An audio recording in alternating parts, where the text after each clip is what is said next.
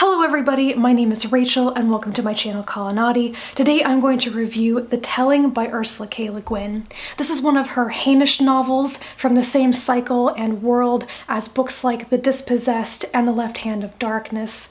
This is the 8th or 9th book in that cycle or series, and it was published in 2000. The premise of this book is beautifully simple but very heartfelt. It's described as a social anthropology of the future, where a scientist researcher named Sati from the Ecumen, an organization of worlds, goes to a new planet that they have made contact with, and when she gets there, she discovers that this once very rich world had a beautiful form of literature and culture has destroyed its past. They have outlawed the past, they have destroyed their temples and libraries, they have burned their books, and they have replaced it with a system that's bent on a march to the stars. It's technologically dominated. And when she gets there, it's with this sense of incredible loss, because everything that she was preparing herself for, to see there, to enjoy, to immerse herself in, to learn about these people, it's all gone. And what's left is stale and commercialistic and capitalistic. It has no heart or soul anymore. And then, after spending about a year stuck in a city with government officials being babysat, she's finally allowed to go somewhere else, and she meets the actual real people who live there and begins to investigate the remnants of what they call the telling. It's this rich fabric of oral but also written storytelling. It's not just fables and not just history, it's the telling. It's so much more. It's an actual way of living in harmony and balance with the world and with each other.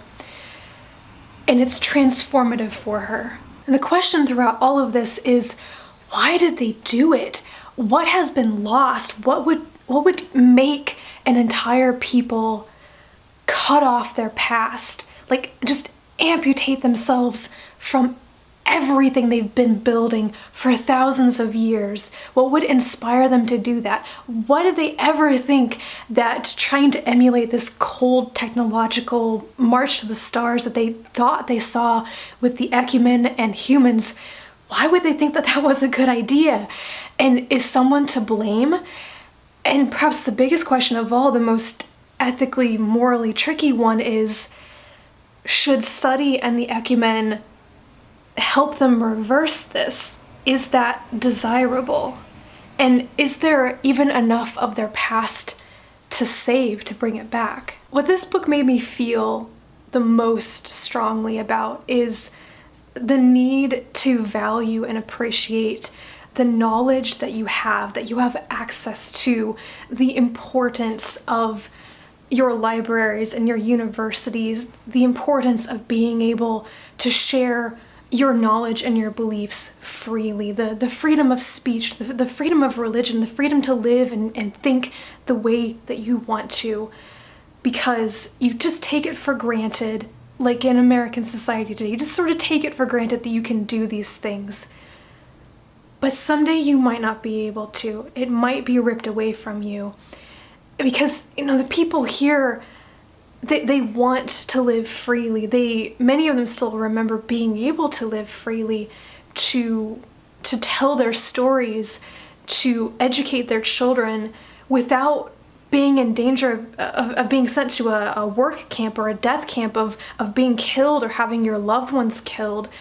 And they've had to see their libraries burned and their artifacts and their traditions destroyed. I can't even comprehend what that would be like. I think that Le Guin also has some very potent, powerful things to say about fanaticism and extremism, also fundamentalism. For example, there's something that Sati thinks in here. She particularly detested the literal readings. By such literalism, fundamentalism, religions betrayed the best intentions of their founders. Reducing thought to formula, replacing choice by obedience, these preachers turned the living word into dead law. Now, she's talking about religion there, but I think you could apply the same thing to religion and science here. Study comes from a future time on Earth when a single unitary religious extremism took over the planet. And then she goes to another planet where a single form of scientific, technological extremism has taken over the planet. Both of these extremes are not good things. And then Le Guin does this very clever and subtle thing where she shows the reader that the new Aachen society, their way of living, is in fact our society, the way that we live now, and that it's doing to us exactly what it's doing to the Aachens in this. There's this great passage that describes how that change feels, and I have to share it. From a great consensual social pattern within which each individual sought physical and spiritual satisfaction, they had made it a great hierarchy in which each individual served the indefinite growth of the society's material wealth and complexity. From an active homeostatic balance, they had turned it to an active forward-thrusting imbalance. The difference was between somebody sitting thinking after a good meal and somebody running furiously to catch the bus. That is what it feels like sometimes to constantly feel hurried and rushed and off balance in today's world because you don't have the balance and the harmony. You don't have the same goals as a person or as a society anymore. It's all co-opted by this message to constantly make progress, to constantly make money, to constantly be doing something, achieving something. And then you no longer are caring for yourself or your family or your friends or your community or your world. You just see yourself as a cog in the machine who has no effect anymore. I absolutely love this book. I think it was beautiful and very, very true, even though it is supposed to be fiction. I would say that its only weakness is perhaps in its memorability.